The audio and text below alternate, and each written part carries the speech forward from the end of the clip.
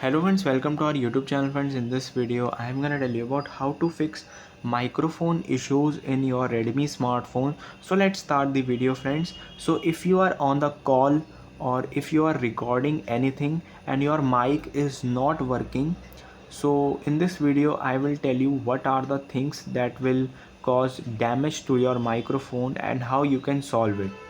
So friends, if you have the dusty microphones, you can see some of the things like speaker and microphone and type C charging port is open, so sometimes dust may be enter in these port, so it will block that hole, so this will the microphone not working. So you have to just go to the settings, and here you have to write here sound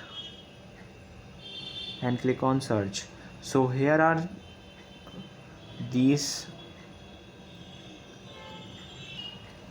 So friends, you can just remove the dust particles from your microphone and speaker through a brush or anything, and then friends you have to check if you have dropped your smartphone into the water for sometimes mistakenly, and this will cause your microphone maybe damage inside.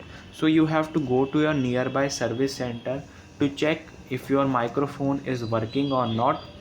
So this is how you can fix it. I hope you like this video. If you like this video, then subscribe to our YouTube channel. Thanks for watching.